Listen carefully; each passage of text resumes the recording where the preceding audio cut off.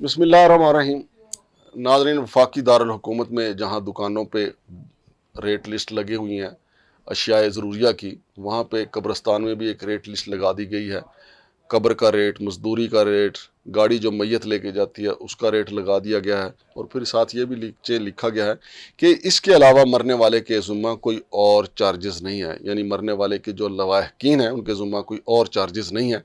یہ ایک دلچسپ بات ہے، میں آپ کو پڑھ کے سنا دیتا ہوں۔ ہماری سکرین پہ بھی آپ دیکھ رہے ہوں گے جو ریٹ لسٹ آویزاں کی گئی ہے قبرستان کی، اس میں بتایا گیا ہے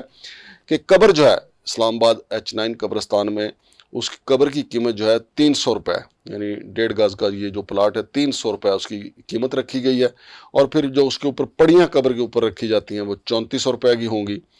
اور گاڑی جو میت کو لے کے جائے گی وہ 4 روپے فی کلومیٹر وصول کرے گی۔ اور پھر اس کے بعد جو وہاں پہ گورکن ہے جو قبر کے اندر اینٹیں وغیرہ لگاتے ہیں اور قبر کو سیٹ کرتے ہیں، اس کی کھدائی وغیرہ کرتے ہیں، ان کی مزدوری جو ہے 9,500 روپے مقرر کی گئی ہے،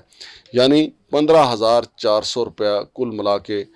آپ کی جیب میں ہونا چاہیے۔ اگر خدا نخواستہ آپ کے گھر میں فوتگی ہو گئی ہے تو یہ آپ نے ادا کرنے ہیں۔ تو صورتحال ایسی ہے، آپ جانتے ہیں کہ 15,000 روپیہ جو ہے آج کل بڑی رقم سمجھی جاتی ہے، چونکہ ہمارا روپیہ بہت ڈاؤن ہے، بے روزگاری بہت ہے، لہٰذا مخیر حضرات کو میرا خیال ہے کہ جو انتظامیہ ہے قبرستان کی CDA کی، جو نمبر دیے گئے ہیں، رزاق صاحب ہیں اور باقی دوست ہیں، ان کو مخیر حضرات کو اپنے نمبر دینے چاہیے انہیں،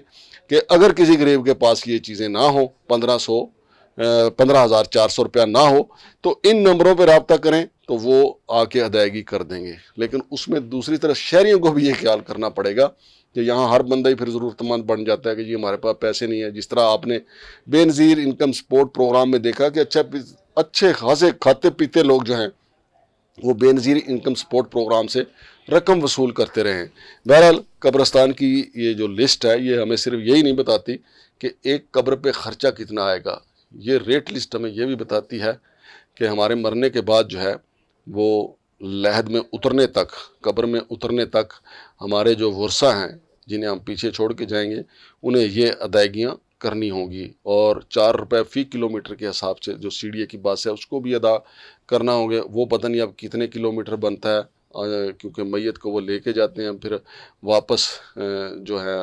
جو لوگ جنازے کے ساتھ جاتے ہیں ان کو لے کے بھی آتے ہیں، تو 2 طرفہ کرایہ 20-25 کلومیٹر تو وہ بھی بنے گا، اور اس کے ساتھ ساتھ مزدور جو ہیں وہ بھی اپنی مزدوری لیں گے۔ لیکن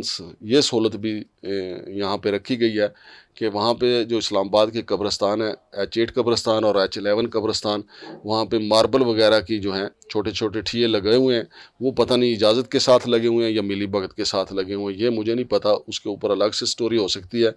لیکن اگر ورثہ جو ہیں، میت کے ورثہ قبر کے اندر کوئی اسپیشل قسم کی کوئی پتھر کی اینٹیں لگوانا چاہیں